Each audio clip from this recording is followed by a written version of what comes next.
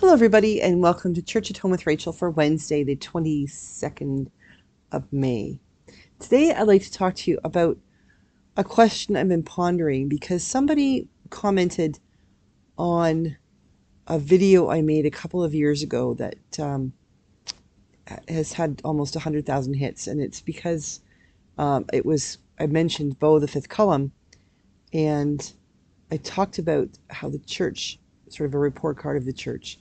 And somebody made the comment that the church, the role of the church is to teach people how to behave, something like that. And it really got me thinking about, okay, I hadn't thought of that as being the role of the church before. I'm thinking that this is a person who probably doesn't attend church on a regular basis. It wasn't a negative comment. It was more of, it felt like a sociological comment rather than a religious comment. But it's had me thinking the last couple of days. It was about 10 days ago, I think I saw that comment, that this person left that comment on that video.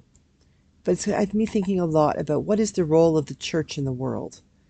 And I would love to think that the role of the church in the world is to share the good news of Jesus Christ with everybody. I mean, that's what I believe. I believe in Jesus. I believe in the power of the Holy Spirit. I believe that we all have a relationship, an intimate relationship with God because we are children of God, children of the Creator. But I grew up in the church, and obviously I serve in the church, and I live in the church. I live with the Spirit. Like, reading the Bible is a daily thing for me. Preaching and talking to other people about how God is working in our world, what God is doing in our lives.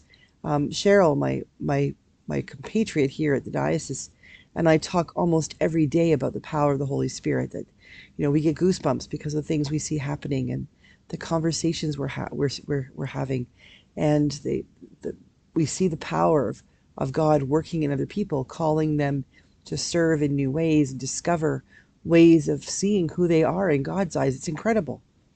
But that's where we work. Like, realistically speaking, for instance, somebody who works in a cookie factory that makes Oreos, they're probably going to know a lot about Oreos. And they may think about Oreos even when they don't want to think about Oreos. But the average person walking down the street, how often do they think about Oreos?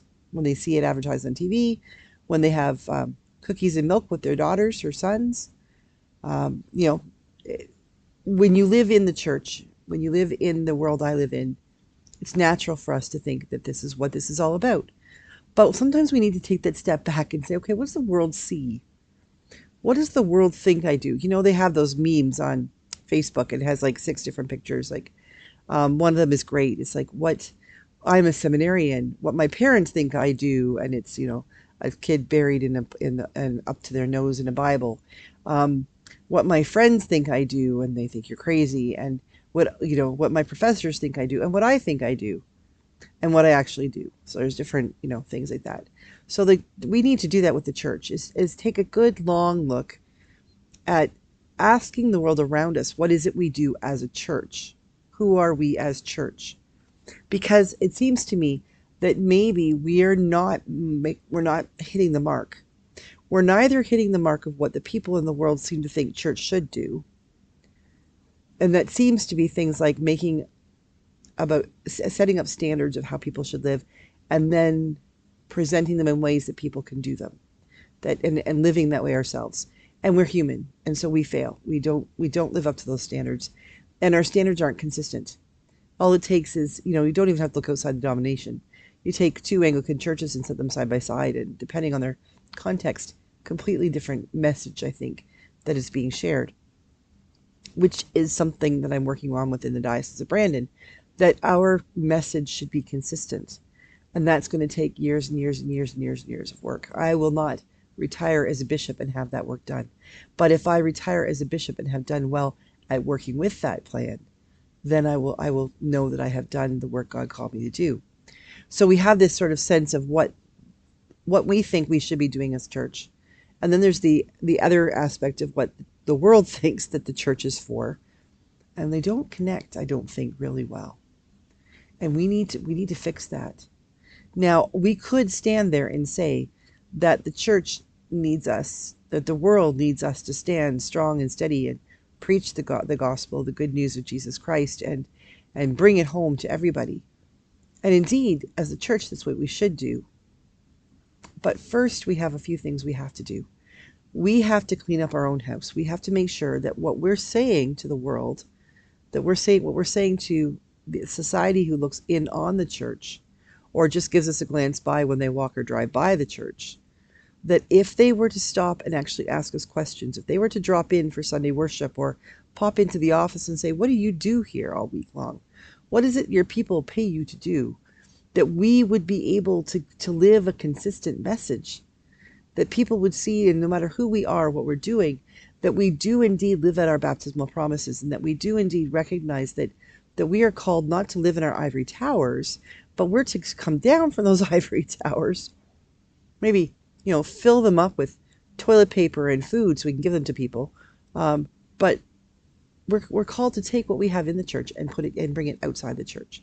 And not in a way that shoves it down anyone's throat, not in a way that is pushy or belittling of someone else's beliefs, but ways that open up conversation and open up opportunities for people to say, oh, I didn't know that, or I thought this, and for us to say the same thing.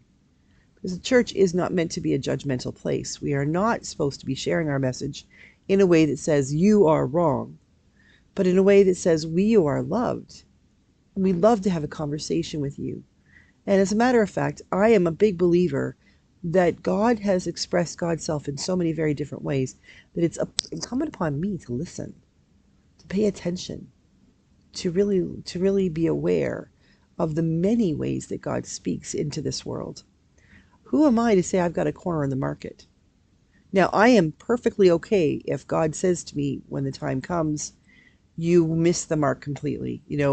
Anglicanism and Christianity were exactly the way I wanted to go, and you messed up and you didn't hammer hard enough.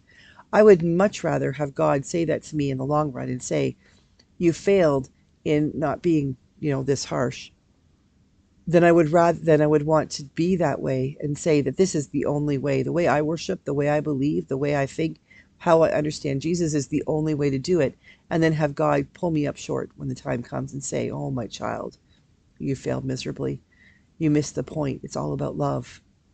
You missed the point where you're supposed to reach out to your neighbor and not worry so much about what they is that they believe in their head, but what they experience in their heart.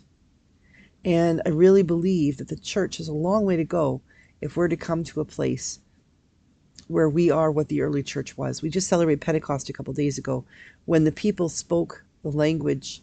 They spoke the good news of Jesus Christ in the language of the other people, not in their own language.